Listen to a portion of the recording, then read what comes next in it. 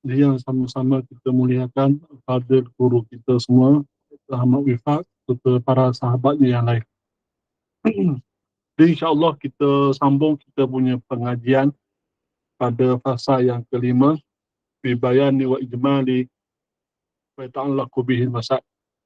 Bismillahirrahmanirrahim. Qala musannifu rahimahullahu ta'ala wa nafa'na bi'ulumihi fi darain amin ya rabbal alamin. Faslul khamis fi bayani wa ijmali wa ta'allaqu bihi masail.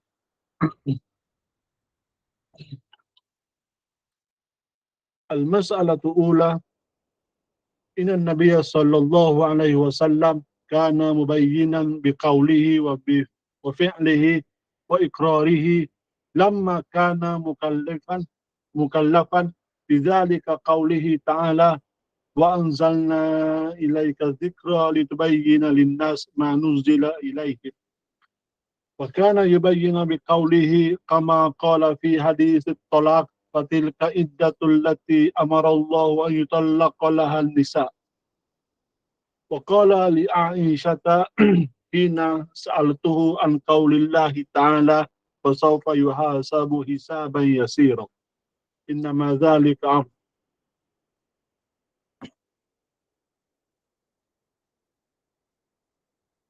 wa qala liman sa'alahu an qauli ayatul munafiq thalatha. Innama anaitu bidzalika kadza wa kadza wa huwa la yuhsa kathiratan. Wa kana aidan yubayyinu bi fi'lihi kama qala ala akhbaratihi anni af'alu dhalik. Wa qala Allah ta'ala zawwajnakaha likai la takuna 'alal mu'minina haraj. Fabayyana lahum kayfiyatis salati wal hajji bi fi'lihi wa qala inda dhalika sallu kama ra'aitumuni usalli wa khudhu anni manasikakum ila ghairi dhalik. Wa kana iqraruhu bayanan aidan idza alima bi fi'li wa lam yunkiruhu ma'al qudrati ala inqarihi law kana batilan aw haraman hasbama qarraruhu usuliyun fi mas'alati mujazzijin mudliji wa ghairihi wa hadha kullu mayyinun fil usuli walakin nasiru minhu ila ma'na akhar wa hiya mas'alatu tsaniyah. Allahu a'lam.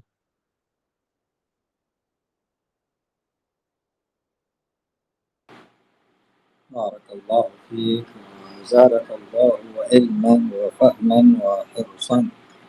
بسم الله الرحمن الرحيم. الحمد لله رب العالمين والصلاة والسلام على أشرف الأنبياء والمرسلين وعلى آله وصحبه أجمعين. سبحانك لا علم لنا إلا ما علمتنا إنك أنت العليم الحكيم ولا حول ولا قوة إلا بالله العلي العظيم.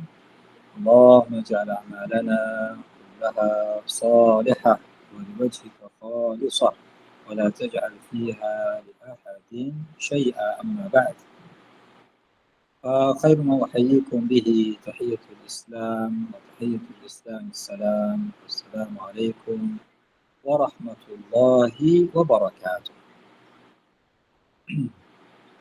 Alhamdulillah, pertamanya kita mengucapkan syukur kepada Allah Subhanahu Wa Taala kerana pada malam ini sekali lagi kita dapat bersama-sama untuk meneruskan pembacaan kitab Al-Muwafaqat karangan Al-Imam Abu Ishaq Asy-Syatibi rahimahullahu taala. Jadi kita telah selesai membincangkan beberapa permasalahan berkenaan dengan khusus dan umum pada masalah yang pasal yang sebelum ini.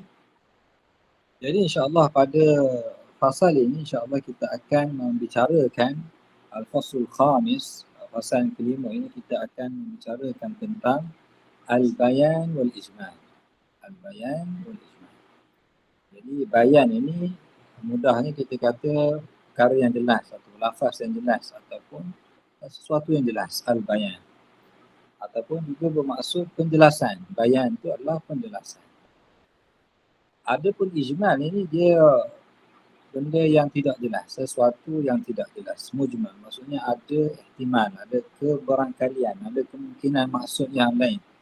Mudahnya kita kata perkara yang tidak jelas. Jadi kita dinamakan sebagai ijmal kerana dia tidak jelas, dia mujmal. Maknanya masih ada kemungkinan makna yang lain. Jadi di fasal yang kelima ini Imam Syatibi akan membicarakan juga bayan dan ijmal ini kepada beberapa permasalahan berkaitan dengannya. Jadi masalah yang pertama adalah berkenaan bahawa Nabi SAW diutuskan oleh Allah Subhanahu Wa Taala sebagai mubayyinan. Nabi ditugaskan untuk menjelaskan sebagai orang yang memberikan penjelasan, seperti dalam ayat yang akan menyatakan.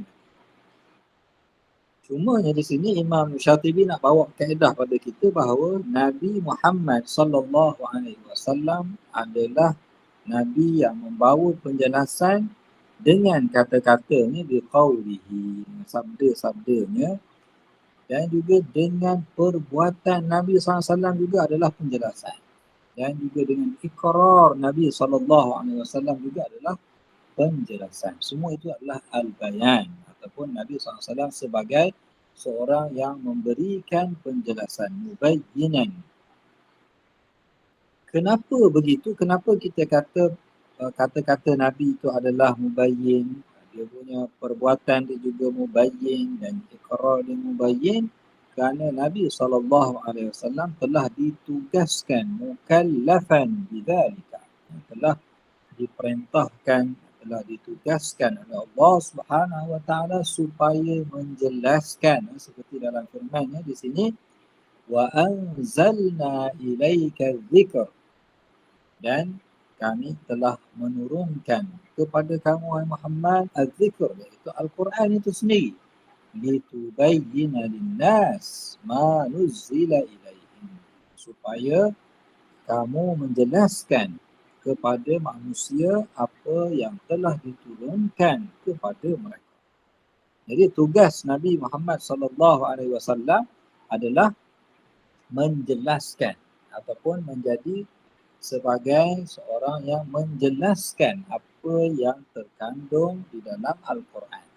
Jadi Nabi SAW tidak membiarkan umatnya dalam keadaan serba salah ataupun serba tidak mengetahui ataupun tidak jelas pada mereka. Tapi Nabi SAW ditugaskan supaya menjelaskan kepada umat. Menjelaskan kepada mereka ma nuzzila ilaihim, apa yang diturunkan kepada mereka, itu Al-Quran. Mana Al-Quran yang Allah Ta'ala turunkan kepada kita ini, Nabi SAW sebagai orang yang menjelaskan maksud-maksud. Dan kemudian Imam Syatibi membawa kepada kita beberapa contoh yang menunjukkan bahawa Nabi SAW menjelaskan dengan kata-katanya, kemudian dengan perbuatannya dan juga dengan ikrar. Yang pertama sekali bahawa Nabi SAW menjelaskan dengan kata-katanya, seperti di dalam hadis talaq berkaitan dengan talaq. Maka Nabi SAW mengatakan fatilka al-iddatu allati amara Allahu an yutalliqa laha an-nisa. Ia adalah iddah, tempoh yang Allah Ta'ala telah perintahkan supaya dengan itu apabila kamu ingin menceraikan isteri kamu. Seperti dalam ayat ya ayyuhan nabiyyu idza talaqtumun nisaa fatalliquhunna li'iddatihin. Jadi Nabi SAW menjelaskan ayat ini bahawa ini adalah tempoh-tempoh ataupun iddah yang telah Allah Ta'ala telah tetapkan. Jadi Nabi SAW sebagai penjelas, sebagai orang yang berikan penjelasan kepada ayat tersebut.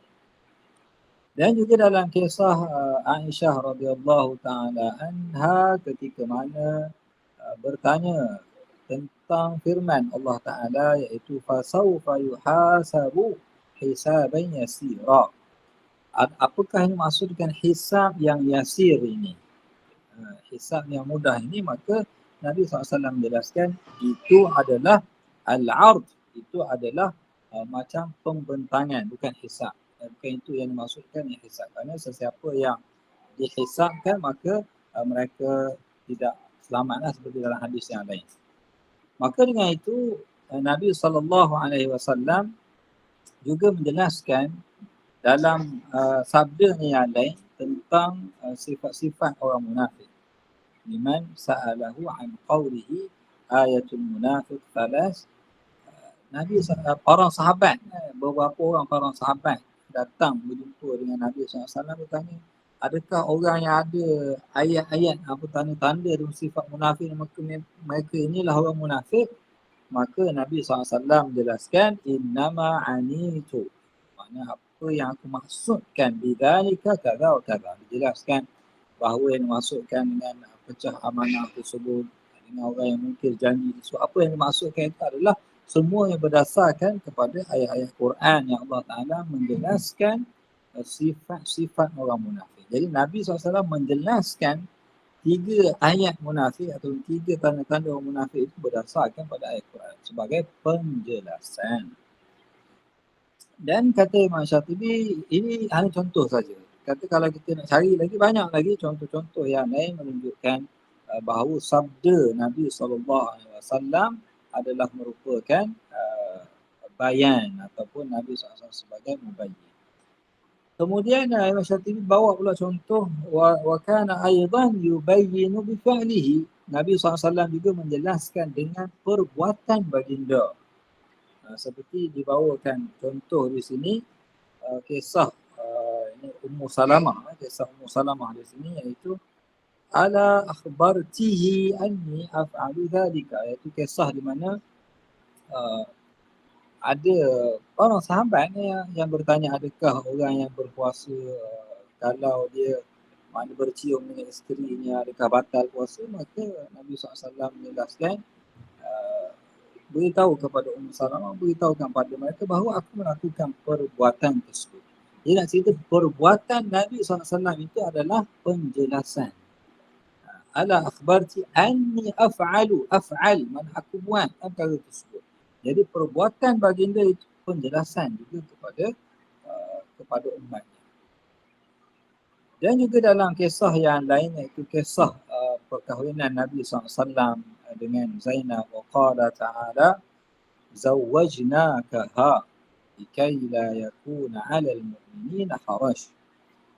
Ayat ini Allah Ta'ala menceritakan bahawa dalam surah Al-Ahzab bahawa Nabi SAW dikahwinkan dengan Zainab supaya ia tidak menjadi haraj, maknanya menjadi perkara yang haraj ni maksudnya yang mengganggu Nabi SAW. Tidak menjadi perkara yang dia bukan menyulitkan, tetapi lebih perkara yang haraj, maknanya merasakan dia rasa tak sedar lah. Jadi Allah Ta'ala yang memberikan perkara tersebut bahawa baginda boleh berkahwin dengan sepupu baginda. Itu juga di antara yang ditunjukkan. Jadi perbuatan Nabi SAW itu berkahwin itu adalah penjelasan. Maknanya boleh berkahwin dengan sepupu contohnya. Boleh berkahwin dengan orang yang Allah Ta'ala jelaskan dalam Al-Quran. Sama ada yang Allah Ta'ala halalkan khas pada baginda ataupun kepada orang Islam yang lain. Dan juga di antara contoh penjelasan dengan perbuatan Nabi SAW adalah kaifiyatus salah wal hajj bi fi'lihi. Bagaimana kita nak solat. Nabi SAW ajar kita dengan perbuatan baginda. Bagaimana kita nak buat haji umrah. Juga kita ketahui dengan perbuatan Nabi Muhammad SAW seperti dalam hadis yang menyatakan sallu kama ra'aitumuni usalli. Solatlah sebagaimana kamu melihat aku solat. Dan juga dalam hadis haji, khudhu anni manasikakum. Ambillah daripada aku bagaimana untuk kamu mengerjakan haji, ibadah haji, manasik bersama haji ataupun umrah. Jadi bagaimana kita nak tahu sifat solat itu sendiri, bagaimana solat kita nak diri, nak rukuk, kita nak sujud, sebagaimana yang telah kita melihat Nabi Muhammad SAW melakukan. Maksudnya perbuatan Nabi SAW itu adalah penjelasan. Sama ada dalam contoh ini haji ataupun solat, dan juga Imam Syatibi nak cerita semua perbuatan Nabi SAW juga adalah penjelasan. Ila ghairi dhalik. Kemudian yang terakhirnya kata Imam Syatibi iaitu berkenaan dengan ikrar. Pengakuan Nabi SAW sendiri pun kalau dia ikrar, dia tak cakap pun, dia tak buat pun, tetapi ikrar dia mana mengaku, mengesahkan, mana dia tidak melarang, maka itu juga menunjukkan bahawa penjelasan juga, bayanan aidan. Sekiranya idza alima bil fa'il, sekiranya Nabi SAW mengetahui perbuatan itu berlaku, kemudian Nabi ikrarkan, makna tidak menyalahkan, tidak menghalangnya, walam yungkiruhu, dan baginda tidak menghalang, inkar, tidak mengingkarinya. Ma'al qudrati ala inkari, dalam keadaan Nabi SAW boleh mengingkarinya, boleh menolaknya, boleh menghalangnya. Sekiranya perbuatan itu adalah perbuatan yang batil ataupun haram, sebagaimana yang telah disebutkan oleh para ulama usul, contohnya dalam masalah Mujazziz Al-Mudliji. Ini seorang ahli qiyafah, ahli kita kata zaman sekarang macam pakar DNA lah. Mana dia tahu orang ni keturunan orangnya, pakar keturunan lah, lebih kurang itulah. Mana dia tengok muka orang ni, tengok ayah dia, dia kata yang ni memang anak dia lah. Dia tengok yang anak ni, tengok muka, yang ni bukan bapak dia.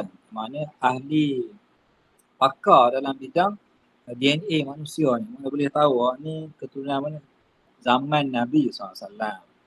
Jadi ikrar Nabi SAW, orang itu menggunakan qiyafah pada ketika itu, menunjukkan ilmu qiyafah ini, ilmu mengenal keturunan ini boleh dipelajari, boleh digunakan. Berdasarkan apa dalil mereka? Dia kata ikrar Nabi SAW.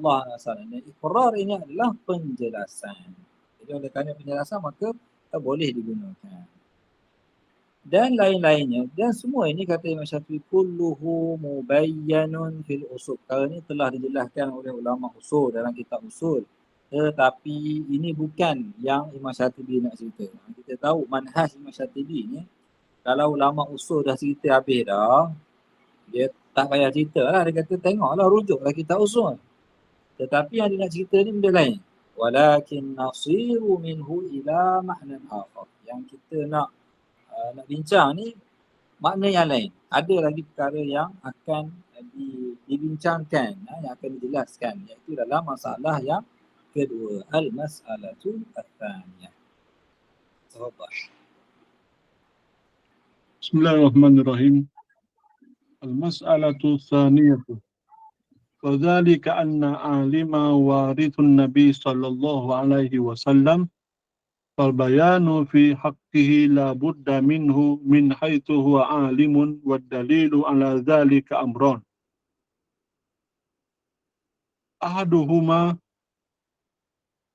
ما ثبت من كون علماء ورثة الأنبياء وهو معنى صحيح ثابت ويلزم من كونه وارثا قيامه مقام موروثه في بيانه وإذا كان البيان فرضا على المورث لازم أن يكون فرضا على الوارث أيضا ولا فرق في بيان بين ما هو مشكل أو مجمل من الأدلة وبين أصول الأدلة في إتيان بها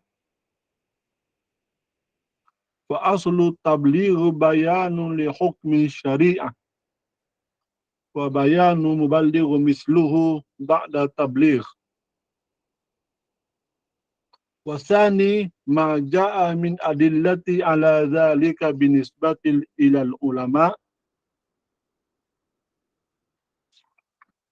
وقد قال إن الذين يكتمون ما أنزل من البينات والهدى من بعد ما بين له للناس في الكتاب الآية إن الذين يكتمون ما أنزل الله من الكتاب الآية ولا تلبسوا الحق بالباطل وتكتموا الحق وأنتم تعلمون ومن الأظلم ممن كتم شهادة عنده من الله والآيات كثيرة.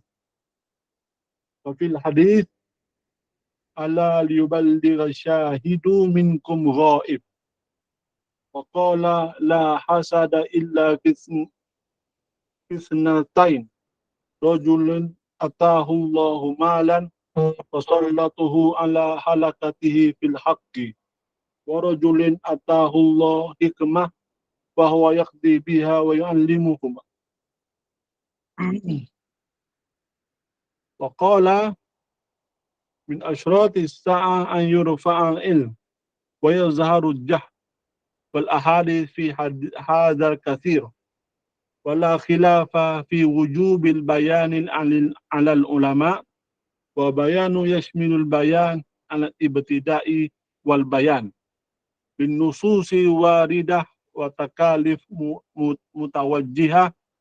فثبت أن عالما يلزمه بيان من حيث هو عالم، وإذا كان كذلك أنبنى عليه معنى آخر وهي مسألة الثالثة. والله أعلم. بارك الله فيك وزادك الله علما وفهما وحرصا. Jadi dalam masalah yang kedua ini yang juga hampir juga macam mukaddimah lah, masalah pertama tadi macam mukaddimah dia nak beritahu bahawa Nabi SAW perbuatan dia, perkataan dia, ikrar dia semua adalah bayan. Jadi masalah yang kedua ni dia nak bawa satu lagi mukaddimah bahawa ataupun satu lagi kaedah lah kita kata bahawa orang alim maksudnya ulama lah. Ulama adalah pewaris Nabi. Maka kalau Nabi SAW wajib kepada dia memberikan penjelasan bayan, maka ulama juga wajib pada mereka untuk memberikan penjelasan. Ini kaedah yang kedua ni.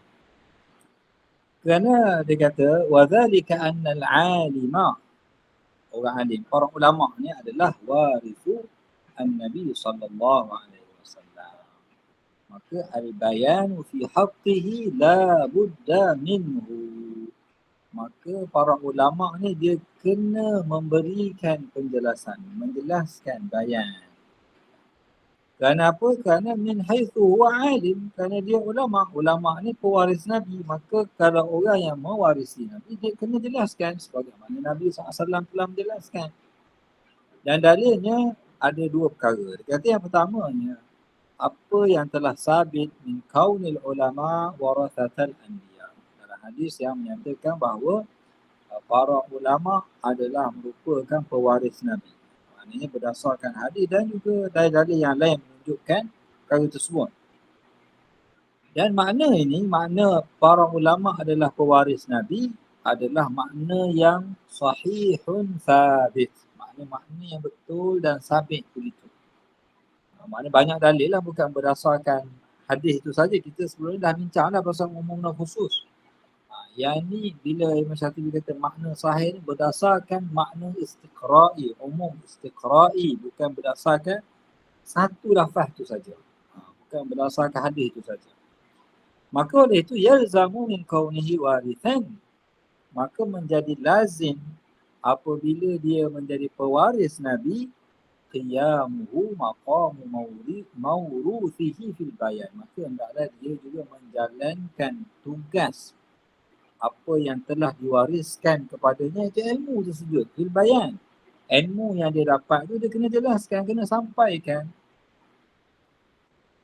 Dan sekiranya idza kana al-bayan fardan 'ala al-muwarrithi, sekiranya penjelasan ini, bayan ini adalah wajib kepada orang yang mewariskan itu, maka makna pertama kepada Nabi SAW yang mewariskan, maknanya para ulama, al-anbiya, al-ulama warathatul anbiya. Ulama ni pewaris Nabi. Siapa yang mewariskan? Nabi itu. Nabi SAW yang mewaris, dia yang mewariskan. Maknanya yang meninggalkan warisan, waris. Maka menjadi kelaziman an yakuna fardan alal waris. Maka orang yang menjadi pewaris, yang mewarisi itu juga wajib kepadanya.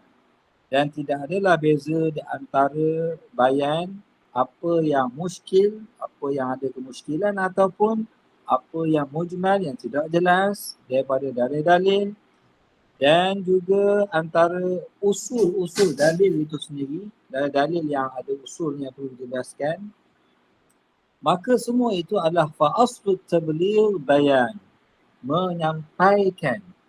Tabligh itu menyampaikan itu adalah bayanun, adalah penjelasan kepada hukum syarak.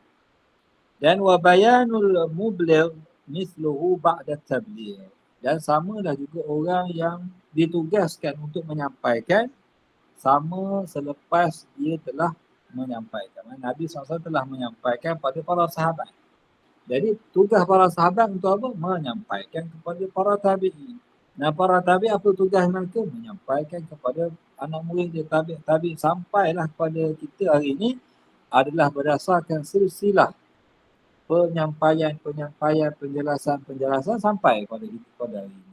Jadi itu yang berlaku kepada ilmu Nabi SAW yang telah disampaikan kepada generasi sahabat sehingga pada kita pada hari ini. Itu perkara yang pertama. Yang kedua yang dikata maja'a minal adillati, berdasarkan dari dalil yang menunjukkan perkara tersebut kepada ulama. Kita dapati dalam Al-Quran banyak, dalam hadis juga banyak menyatakan bahawa para ulama kena menyampaikan. Orang yang tahu, orang yang alim ini kena sampaikan ilmu mereka, menjelaskan apa yang terkandung dalam kitab Allah Ta'ala. Antaranya dalam firman Allah Ta'ala menyatakan innal ladzina yaktumuna ma anzalna minal bayyinati wal huda min ba'di ma bayyanahu lin-nasi fil kitab ulaika yal'anuhumullah wa yal'anuhumul la'inun. Sesungguhnya mereka yang menyembunyikan. Itu beza bayan dengan al-katam. Bayan ni dia jelas, katam dia sembunyikan, dia tak jelaskan. Sesungguhnya mereka yang menyembunyikan apa yang kami turunkan daripada penjelasan bayinat, penjelasan wal huda, petunjuk, selepas min ba'di ma bayyanahu linnas, selepas kami jelaskannya perkara itu kepada manusia fil kitab, di dalam kitab. Maka mereka itulah orang-orang yang dilaknat oleh Allah Subhanahu.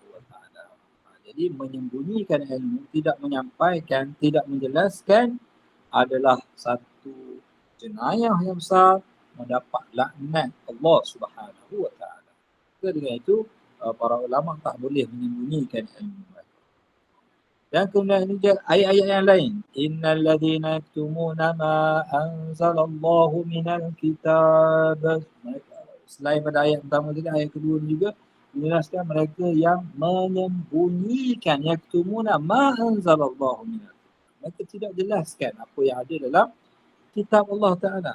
Jadi ulama tak boleh sembunyi, mesti jelaskan. Ini menunjukkan, maknanya Imam Syatibi yang cerita bahawa para ulama sama macam Nabi SAW kena jelaskan sebagaimana mereka itu pewaris Nabi.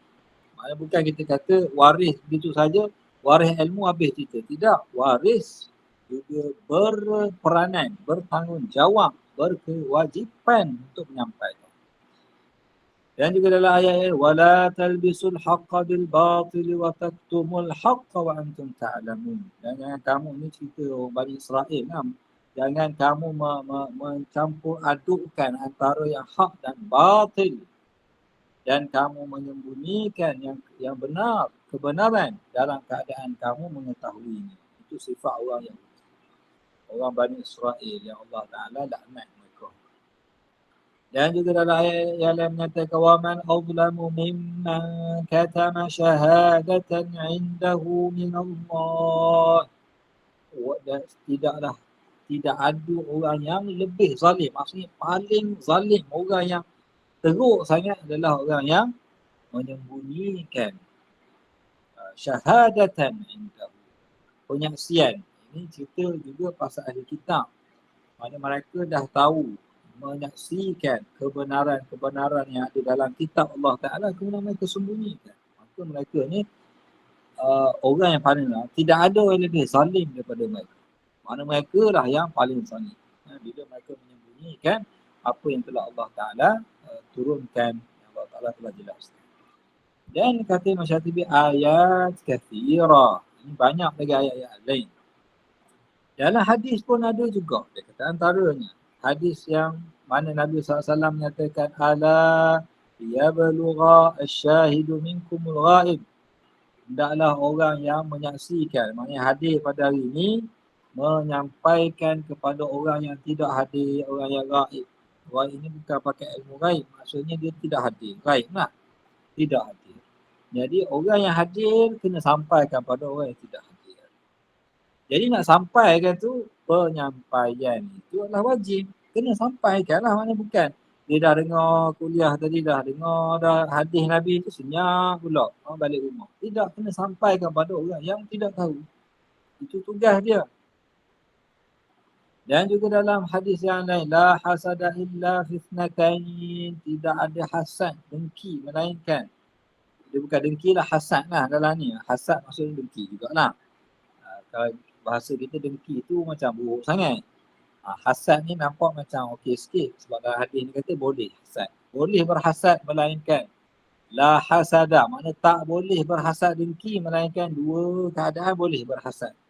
Iaitu berhasad kepada berdengki jugalah, berdengki kepada rajul, kepada orang yang Allah Ta'ala berikan kepadanya harta. Dia ada harta, bukan setakat tu hadis tu tak berhenti pada situ je, bukan berdengki pada orang yang ada harta, itu tak boleh.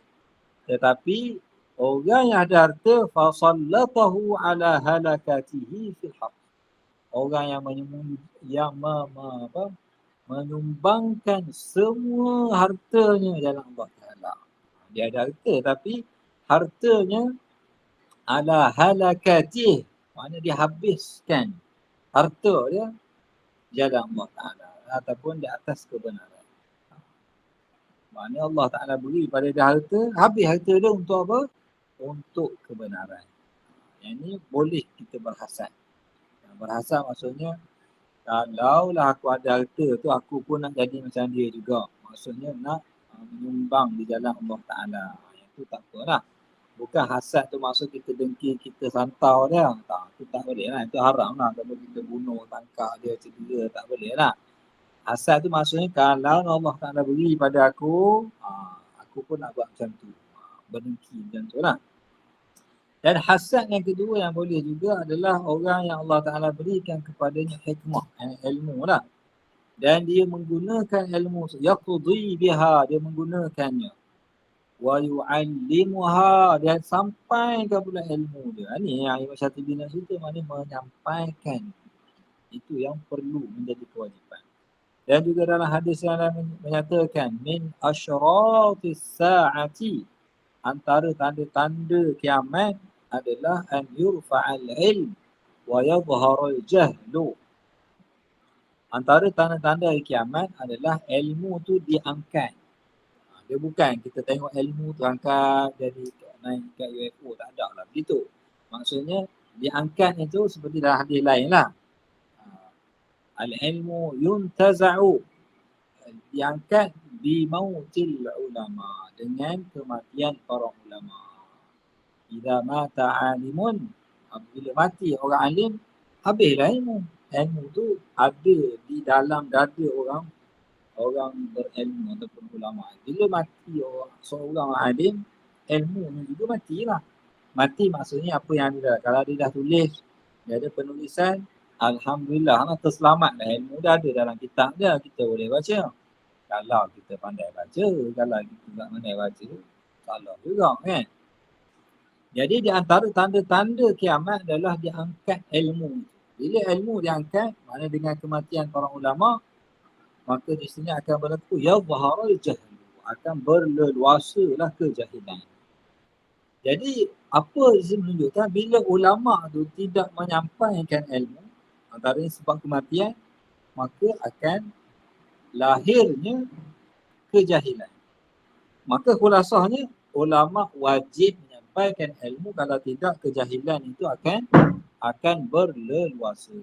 Jadi cara kita nak selamatkan ilmu, sampaikan ilmu, amalkan ilmu, maka ilmu itu akan terjaga. Dan tidak ada khilaf di dalam mewajibkan penjelasan kepada para ulama. Para ulama perlu membuat bayan, membuat penjelasan, menerangkan, menjelaskan.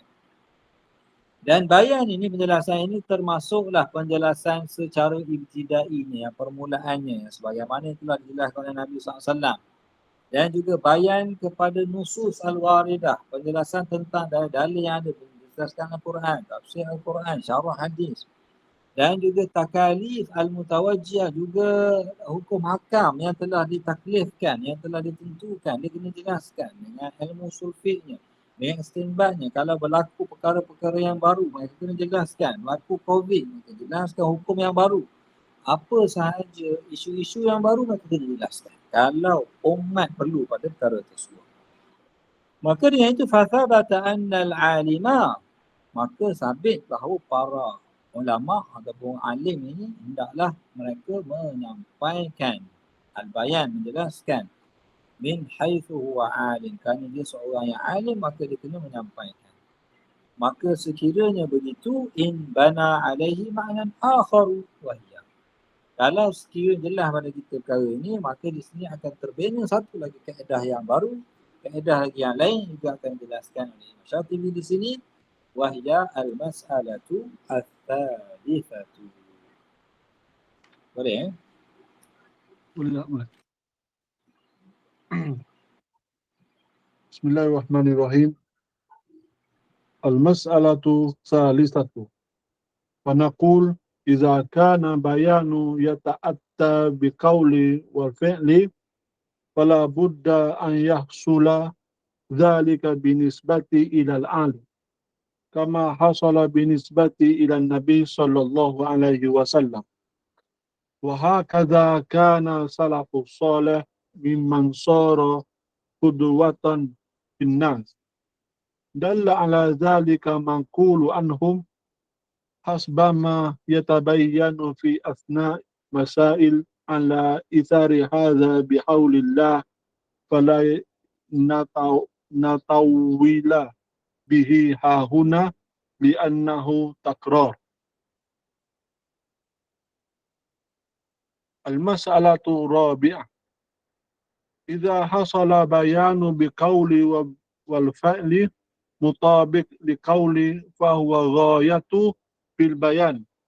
Kama idza bayyana taharah aw sawma aw salah aw hajj aw ghairu dhalik min al ibadat aw adat, fa in hasala bi ahadihima fahuwa bayanu aidan, illa an kulla wahidin minhuma ala infiradihi qasirun an ghayati bayani min wajhi balighun aqsa ghayatu min wajhi akhar. Al-fi'lu balighun min jihati bayanun kayfiyatil muayyanah makhsusah allati la yablughaha bayanu qaul, walidhalika bayyana Nabi sallallahu alaihi wasallam as-salah bi fi'lihi li ummati kama fa'ala bihi Jibril hina shalla bihi, wa kama bayyana al-hajj kadhalik wa tahara kadhalik, wa in jaa fiha bayanun biqawli fa innahu idza urida an-nassu at-tahara fil Qur'an ala ainin ma tulaqi bil fi'li min Rasulillahi sallallahu alaihi wasallam kana mudraku bil hissi min fi'li fawqa mudraki bil aqli minan nasi la mahala, ma'a annahu innama bu'itha liyubayyina lin-nas ma nuzila ilaihim. Wahbahu sallallahu alaihi wasallam zada bil wahyil khas umuran la tudrika minan nasi ala al-khusus wa tilka ziyadat ba'da bayan idza uridat ala an-nasi lam yunafiha balha. فآية الوضوء إذا أريد عليها فعله صلى الله عليه وسلم في الوضوء شمله بلا شك وكذلك آية الحج مع فعله صلى الله عليه وسلم فيه ولو تركنا والنص لما حصل لنا منه كل ذلك بل أمر أقل منه. وهكذا تجد فعله مع قولي أبدا بل يبعد في العادات أن يوجد قول لم يوجد لمعنى المركب نظير في الأفعال المعتادة المحسوسة بحيث إذا فعل الفعل على مقتضى ما فهم من القول كان هو المقصود من غير زيادة ولا نقصان ولا إخلال وإن كانت بصائته معتادة كالصلاة والحج والطهارة ونحوها. وإنما يقرب مثل هذا في القول الذي معناه الفعل البسيط ووجد له نظير في المعتاد وهو إذ ذاك إحالة على الفعل معتاد فبه حصل بيان لا بمجرد القول. وإذا كان كذلك لم يقم قول هنا في بيان مقام الفعل من كل وجه فالفعل أبلغ من هذا وجه وهو يقصر على القول من جهة الأخرى وذلك أن قول بيان للعموم في الأحوال والأزمان وأشخاص فإن القول ذو سياق تقتضي هذه الأمور وما كان نحوها بخلاف الفعل فإنه مقصور على فاعله وعلى زمانه وعلى حالته وليس له تعد عن محله البتة. فلو تركنا والفعل الذي فعله النبي صلى الله عليه وسلم مثلا لم يحصل لنا منه غير العلم بأنه فعله في هذا الوقت المعين وعلى هذه الحالات المعينة فيبقى علينا النظر هل ينسحب طلب هذا الفعل منه كل حالة أو في هذه حالة أو يختص بها زمان أو هو عام في جميع الأزمنة أو يختص به وحده أو يكون حكم أمته حكما.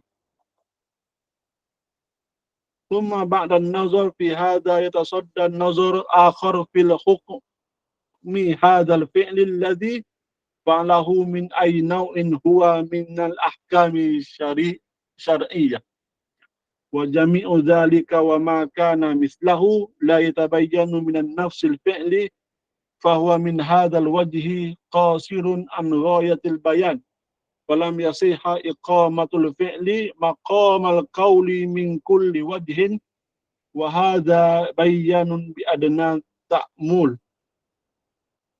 ولأجل ذلك جاء قوله لقد كان لكم في رسول الله أسوة حسنة. وقال حين بين بفعله عبادات صلوا كما رأيتموني أصلي خذوا عني مناسككم ونحو ذلك ليستمر بيان إلى الأقصى. فصل. وإذا ثبت هذا لم يصح إطلاق قول بالترجيح بين بيانين فلا يقال أيهما أبلغ في البيان القول أم فعل إذ لا يصدقان على محل واحد إلا في الفعل البسيط المعتاد مثله إن اتفق فيقوم أحدهما مقام الآخر وهنالك يقال أيهما الأبلغ وأيهما الأولى. كمسألة الغسل من التقاء ختانين مثلا فإنه بيان من جهة الفعل ومن جهة القول عند من جعل هذه مسألة من ذلك والذي في الموضع إنما هو فعله ثم غسله فهو الذي يقوم كل واحد من القول والفعل مقام صاحبه أما الحكم الغسل من وجوب أو ندب وتأييس أمتي به فيه فما اختص بقوله والله أعلم. Jazakallahu khairan wa barakallahu fiikum. Jazakallahu ilman wa fahman wa hifzan. Jadi masalah yang kedua tadi telah dijelaskan bahawa para ulama juga kena jelaskan. Kemudian pada masalah yang ketiga ni, kata oleh kerana kita faham ulama ni kena buat bayan, buat penjelasan. Sama juga macam Nabi SAW tadi kita kata mula-mula. Nabi SAW penjelasan dia dengan kata-kata, dengan perbuatan dan dengan ikrar. Maka ulama pun macam tu lah juga. Dan al-bayan yata'atta bil qawli wal fa'il fala budda an yahsul dhalika binisbati ilal alim. Maka sama juga dengan para ulama. Kalau Nabi SAW boleh jelaskan dengan kata-kata, dengan perbuatan dan ikrar, maka ulama pun begitulah juga. Ini telah berlaku pada Nabi SAW dan juga berlaku kepada as-salafus salih yang mereka ni adalah merupakan qudwatan finnas, yang menjadi qudwah ikutan kita semua. Dan itu juga menunjukkan dalla ala dhalikal manqul anhu, apa yang telah dinukilkan, yang telah kita ketahui kisah-kisah para salafus salih, bagaimana mereka menjadi qudwah, mengikuti Nabi SAW dan kita pula ikut mereka. Dan cukup apa yang akan jelas dalam masalah-masalah ini yang kita akan bincangkan ini, nanti kita akan lihatlah beberapa contoh perkara tersebut yang mana para salafus salih juga menjelaskan dengan kata-kata, dengan perbuatan dan ikrar mereka bihaulillah. Maka masalah yang ketiga ni kita tak payah bincang, tak payah panjangkan kerana nanti kita akan sebut cerita kisah mereka ini. Kerana kalau kita tulis juga kat sini nanti, li'annahu takrar, itu adalah pengulangan. Jadi tak payah banyak ulang, kita stop situ dulu untuk masalah yang ketiga. Jadi kita berpindah terus kepada masalah yang keempat. Permasalahan yang keempat ini iaitu perbahasan mengenai al-qaul dan al-fi'l.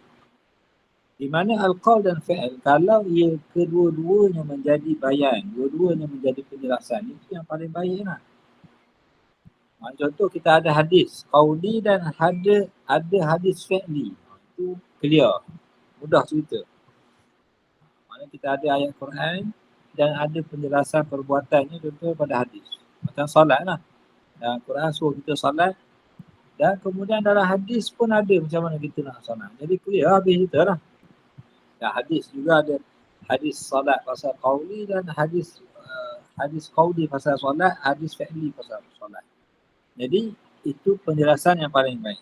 Fahwal ghayatu fil bayan. Ini yang paling ghayah, mana bayan, penjelasan yang paling clear apabila ada qauli dan fi'li kedua-duanya sekali. Seperti yang telah berlaku kalau kita lihat dalam masalah taharah, bab bersuci, dalam saum, puasa, bagaimana qaulinya ada dan fi'li juga ada. Bagaimana Nabi SAW berpuasa. Dalam solat, sama kita sebut tadi, dalam haji juga sama kita sebut tadi, dan semua ibadat-ibadat yang lain, dan juga perkara-perkara yang adat, yang ada qauli dan ada fi'li. Cuma yang kata Imam Syatibi, fa'in hasala bi ahadihima. Ada salah satu je. Ada hadis qauli saja, hadis fi'li tak ada. Contohnya, ataupun ada hadis fi'li saja, qauli tak ada, ataupun qauli saja tak ada fi'li. Maka yang ni kata Imam Syatibi, fahuwa bayanun ayat. Ini juga bayan. Cuma dia apabila dia hanya salah satu saja, dia akan menjadi qasirun an ghayatil bayan. Dia sebenarnya kurang sikit. Dari segi bayan dia agak kurang. Maksudnya tidak seperti kalau ada dua-dua. Kalau ada perbuatan dan perkataan, yang ni ghayatul bayan. Kalau ada salah satu, dia qasirun an ghayatil bayan. Tetapi balighun aqsal ghayati min wajhin akhar. Tapi ada ketikanya walaupun salah satu tapi dia juga telah menjadi ghayah fil bayan. Ada kalanya seperti akan ceritakan. Jadi Imam Syatibi kata ada ketikanya bila salah satu saja dia tak cukup ataupun kurang sedikit penjelasan. Bila ada dua-dua dia jadi ghayah. Tapi ada ketikanya salah satu pun sudah memadai dan ghayah fil bayan. Itu jelas. Dan di antara yang Imam Syatibi bawa ni al-fi'lu balighun min jihatin. Perbuatan Nabi SAW ni dia menjadi bayan yang baligh, yang cukup, yang paling baik, yang sempurna. Fi bayani al-kaifiyatil muayyanatil makhsusah. Dalam menjelaskan satu kaifiat perbuatan contohnya. Macam solat lah. Sallu kama ra'aitumuni usalli. Kalau kita ambil contoh, kalau Nabi SAW syarah pada kita solat tu macam mana? Tanpa dia tunjuk perbuatan. Dia kata kalau kamu solat, hendaklah kamu bertakbir angkat tangan. Hendaklah kamu angkat tangan, lepas tu letak tangan kamu kat mana, lepas tu sujud. Hendaklah kamu rokong. Kita pun angkat tangan tu macam mana? Tangan mana nak angkat, tangan mana dulu, nak letak mana, belah mana. Kaki macam mana nak sujud. Jadi banyak persoalan sebab apa? Sebab dia qauli. Jadi dalam bayan kaifiat ini dia perbuatan itu lebih ablagh, lebih sempurna dari segi penjelasan. Allati la yablughuha bayan. Yang mana dia tidak dicapai oleh bayan secara perkataan. Maka oleh itu kita mendapati bahawa Nabi SAW menjelaskan salat itu dengan perbuatannya kepada umatnya sebagaimana dilakukan oleh Jibril ketika mana Jibril alaihi salam salat. Dan bagaimana juga Nabi SAW menjelaskan haji. Yang bagaimana juga menjelaskan bagaimana nak bersuci. Walaupun datang ada juga bayan dengan secara qauli, secara perbuatan. Kerana fa'innahu idha urida nassu taharati fil Quran. Kalaulah kita ambil ada nas tentang taharah dalam Al-Quran. Dan apa yang dijelaskan dengan perbuatan oleh Nabi SAW, maka apa yang diperolehi mudraku bil hissi minal fi'li, apa yang dijelaskan oleh Nabi dengan perbuatannya itu adalah melebihi fauqa al-mudraki bil aqli minal nafsi la mahal. Sudah pasti apa yang dijelaskan oleh Nabi SAW secara fi'li itu lebih clear, lebih jelas. Itu sudah pasti, la mahal. Walaupun Nabi SAW memang sebenarnya diutuskan untuk menjelaskan kepada manusia apa yang telah diturunkan kepada mereka. Jadi perbuatan Nabi secara fi'li itu contoh bab taharah. Allah Ta'ala berfirman, Ya ayyuhalladzina amanu idza qumtum ila salati faghsilu wujuhakum wa aydiyakum ila al-marafiqi wamsahu bi ru'usikum wa arjulakum ila al-ka'bayn. Hendaklah kamu basuh muka kamu, hendaklah kamu basuh kedua tangan kamu, hendaklah kamu menyapu kepala kamu dan hendaklah kamu basuh kaki kamu. Macam mana kita nak buat? Kalau kita tidak melihat bagaimana Nabi SAW telah melakukannya. Jadi perbuatan Nabi itu lebih ablagh, lebih jelas lagi. Walaupun kalau kita baca pun sudah cukup, tapi penjelasannya masih dikira masih kurang. Sebab tu Allah Ta'ala utuskan para Nabi dan para Rasul untuk menjelaskan kepada umat manusia. Dan begitu juga dengan wahyi yang khusus. Tambah lagi Nabi SAW dia ada hadis-hadis dia yang lebih khusus lagi. Umuran la tudraku minan nassi 'alal khusus. Ada yang tidak dijelaskan dalam nas Al-Quran tapi dijelaskan oleh Nabi SAW. Fatilka ziyadatu ba'dal bayan idza uridat 'ala an-nassi lam yunafiha bal yaqbaluha.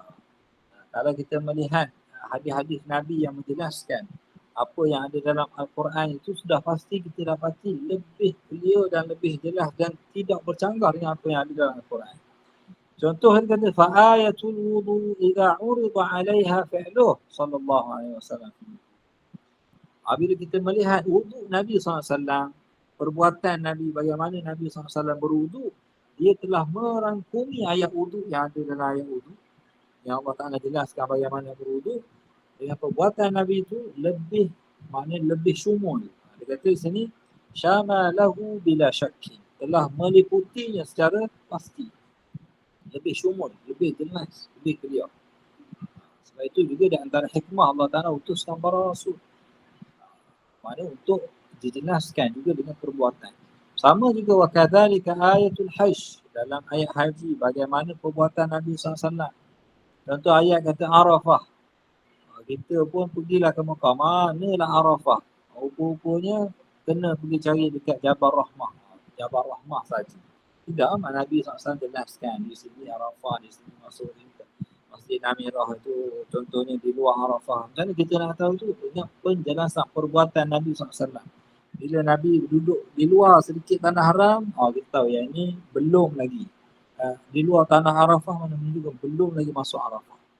Jadi perbuatan itu, penjelasan itu berlaku dengan perbuatan Nabi SAW. Walau turikna wan nas lama hasalana minhu kulla dhalik. Kalau kita memadai dengan nas yang ada dalam Quran saja, tanpa penjelasan Nabi SAW, maka kita tidak dapat memahami sebagaimana yang sepatutnya. Dan bal amrun aqallu minhu, dia akan jadi kurang daripada yang sepatutnya. Dan begitu juga kita mendapati bahawa perbuatan al-fi'la ma'al qawli abadan. Begitulah kita akan dapati mana sabda Nabi, fi'il, perbuatan Nabi SAW dengan sabdanya begitulah seterusnya. Bahkan amat jarang sekali yab'ad fil adati, adanya qaul, adanya kata-kata Nabi, kemudian tidak ada maknanya dalam perbuatan Nabi SAW yang muqtadah, yang biasa, yang mahsus, yang boleh dilihat, yang boleh diketahui. Kerana idza fu'ila al-fi'lu, apabila dilakukan satu perbuatan dari apa yang telah difahami daripada satu kata-kata, maka itu adalah maksud min ghairi ziyadatin wala nuqsan. Maksudnya kalau Nabi SAW sebut satu perkara kemudian dia buat, maka sudah pasti perbuatan itu adalah memenuhi apa yang baginda cakap dan sempurna, tanpa ada kecacatan atau kekurangan. Walaupun perkara itu mungkin biasa saja, in kanat basaituhu mu'tadah kas-salati wal hajji wat taharati wa nahwiha. Maksudnya seperti yang telah kita nyatakan sebelum ini tentang salatnya, hajinya, taharahnya, bagaimana Nabi SAW buat dengan perbuatan. Perbuatan dia tersebutlah yang menjelaskan qaul Nabi SAW. Dan juga yang hampir kepada mithlu hadha fil qaul, sama juga perkara ini dalam bab sabdanya alladhi ma'nahu al-fa'li basitun. Kita akan dapati juga yang dalam sabda Nabi SAW juga ada begitu, basit. Wa wujida lahu nadhirun fil mu'tad. Yang kita boleh dapati juga nazirnya ataupun seumpamanya. Wa idzaka ihalatun ala fi'lin mu'tad fa bihi hasal al-bayan la bi mujarrad al-qawl. Kerana kebiasaannya kalau apa yang berkenaan dengan perbuatan kaifiat ini, kebiasaannya, kebanyakannya memang dengan perbuatan Nabi SAW, bukan hanya sekadar dengan qaul. Dan Nabi SAW kita tahu diutuskan untuk menjelaskan, maka tidak boleh Nabi SAW contohnya bersabda, berkata sebut satu perkara kemudian dia tak jelaskan perkara tersebut macam mana nak buat. Kalau berkaitan dengan kaifiat, macam kita tengok tadi, taharahnya, solatnya, hajinya, macam mana nak buat, itu mesti kena ada penjelasan secara fi'li, perbuatan. Walaupun mungkin perkara tu basit, itu biasa saja, tetapi penjelasan dengan fi'il itu adalah diperlukan. Maka khulasahnya kata Imam Syatibi, kalaulah begitu, wa idza kana kadzalik, sekiranya begitu, qaul ini tidak akan mampu untuk menjadi bayan yang menyamai seperti maqamul fa'il, seperti perbuatan dalam semua wajah dan semua bentuk, semua sudut. Maknanya qaul dia ada peranan dia, fa'il ada peranan dia sendiri. Dan dalam bab ini, dalam bab kaifiat, fa'il itu lebih penting dalam penjelasan. Fal fi'lu ablagh min hadha. Ya, perbuatan ni lebih jelas lagi. berbanding dengan al-qaul. Tetapi perbuatan, kata Imam Syatibi, ini pula dari satu sudut yang lain. Dia akan jadi yaqsuru 'anil qawli min jihatin ukhra. Tapi perbuatan ni dia bukan semua keadaan dia paling jelas, tidak. Ada kalanya perbuatan juga tak begitu jelas. Ini dalam jihatin ukhra, dalam sudut yang lain pula. Dalam bab kaifiat tadi dah kita kata fi'il lebih jelas. Tetapi dalam bab lain, kita akan lihat nanti contoh yang akan diberikan, qaul itu lebih jelas daripada perbuatan. Seperti akan nyatakan di sini, kerana qaul itu dia adalah merupakan bayanun lil umum. Kerana kalau perkataan qaul dia akan lebih umum dalam semua keadaan, dalam semua zaman dan kepada semua orang. Itu beza dia. Fi'il dan qaul. Kita kata qaul contoh Al-Quran. Qaul Al-Quran ni adalah qaul, kalamullah, qaul. Jadi bila qaul dia sifat dia umum, sifat pada semua keadaan, semua zaman, semua syarat. Tapi kalau perbuatan ni kita akan nampak, ini mungkin dia buat pada keadaan itu, pada waktu itu, waktu yang khusus pada orang ini saja. Kenapa dia perbuatan? Jadi dalam sudut ni perbuatan dia tak jelas, dia tak dapat nak buat. Dari segi jihad umum ini fi'il tu dia tidak kuat seperti al-qaul.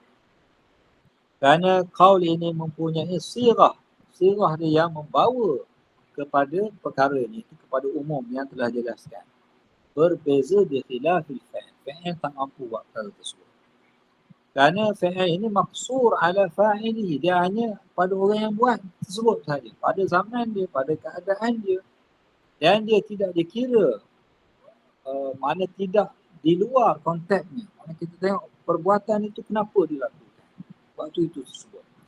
Maka kalaulah kita tinggalkan fi'il dengan apa yang dilakukan oleh Nabi SAW, maka tidak akan sampai kepada kita melainkan ilmu apa yang dilakukan oleh baginda fi hadzal waqtil muayyan, pada waktu yang tertentu itu saja. Kerana fi'il dia punya sifat dia pada waktu itu dia buat itu.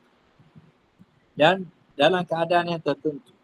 Maka kita akan melihat satu lagi nazar, satu lagi pendekatan, iaitu adakah perbuatan itu hal yang sahibu talabu hadzal fi'il, adakah perbuatan yang dilakukan itu diminta untuk kita untuk dilakukan pada semua keadaan, pada keadaan ini, adakah dia hanya khusus pada zaman ini, ataupun dia umum pada semua zaman, ataupun hanya pada baginda Nabi SAW seorang saja, ataupun dia menjadi satu hukum yang kepada semua umat dia. Contohnya lah, Nabi, perbuatan Nabi SAW, dia berkahwin lebih pada 4 orang. Jadi kita tahu ini khusus, bukan perbuatan yang maksudnya semua orang boleh buat. Jadi perbuatan ini ada kalanya dia khusus pada waktu yang tertentu. Jadi dia tak boleh pula pada ketika itu menjadi umum. Dan selepas itu juga kalau kita melihat kepada nazar yang lain kepada fi'il yang dilakukan tersebut, apakah hukumnya perbuatan itu? Adakah hukum dia wajib? Min ayyi naw'in huwa min al-ahkam syar'iyyah. Adakah hukum dia wajib ke? Hukum dia mubah ke? Hukum dia mandub? Masih lagi berkitar. Tak jelas. Tapi bila ada qaul, Nabi kata hendaklah, wajiblah. Jadi clear lah hukum dia wajib. Kerana perbuatan Nabi SAW tidak menunjukkan ia kewajipan. Ada kalanya begitu. Dan semua itu dan lain-lainnya tidaklah menjelaskan min nafsil fa'il. Dia tidak menjelaskan dengan perbuatan tersebut. Perbuatan tidak menjelaskan secara detail mengenai hukum dan pengumuman kepada perbuatan itu. Maka dari sudut ini, kata Imam Syatibi, dia qasirun an ghayatil bayan. Dia tak sempurna ataupun kurang sempurna dari segi penjelasannya.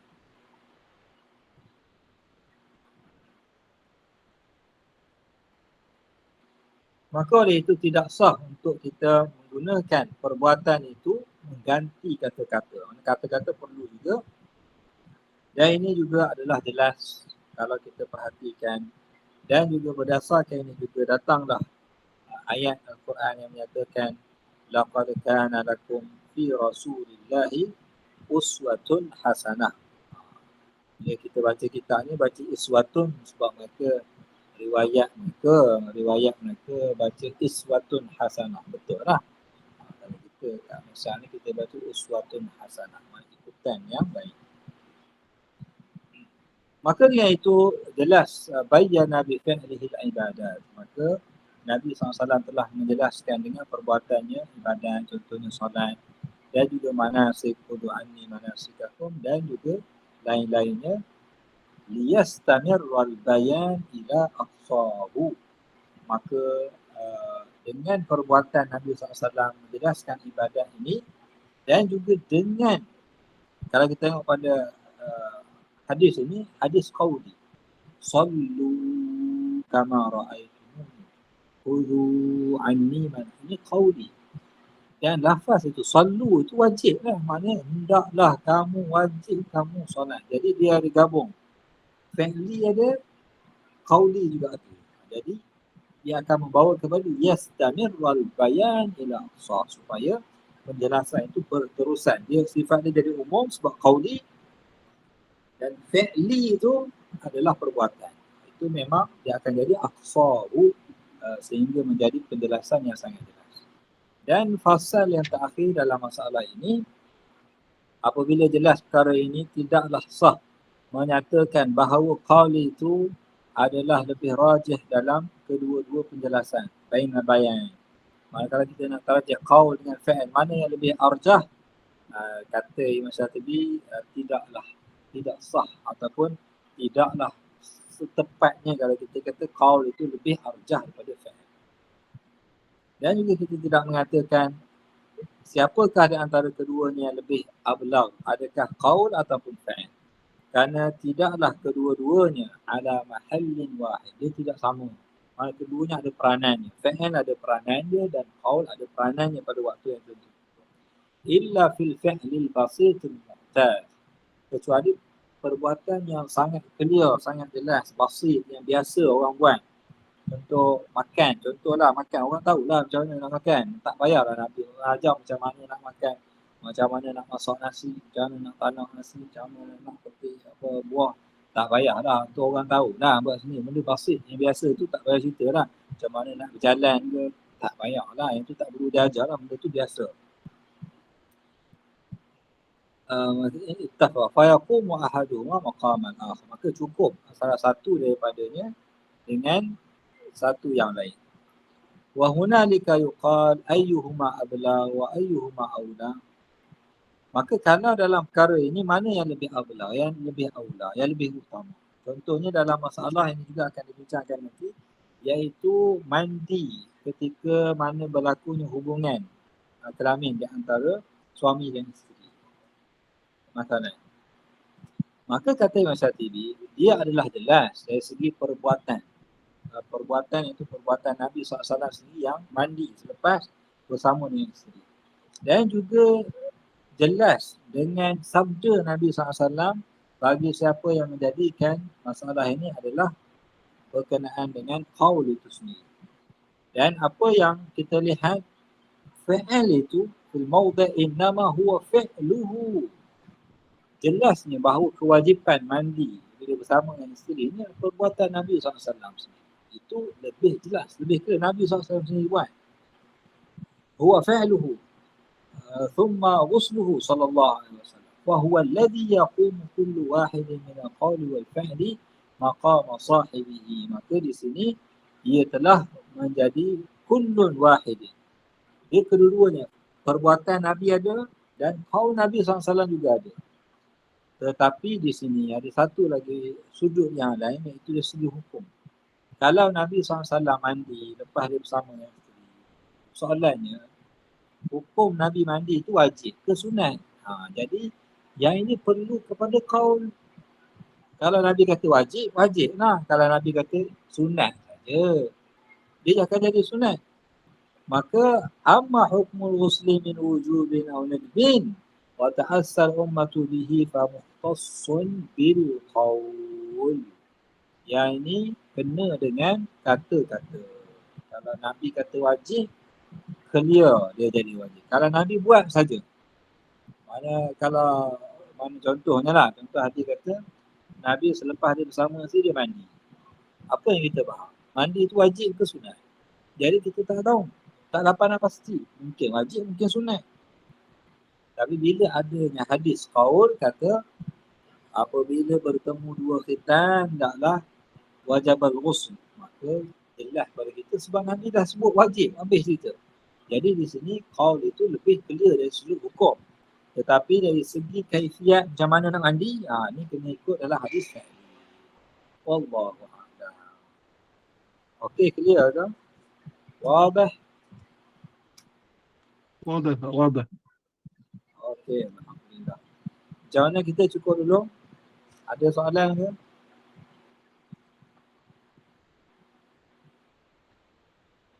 Okey, kalau tak ada soalan, kita boleh tangguh dulu dengan tasbih kafarah dan surah Al-Asr.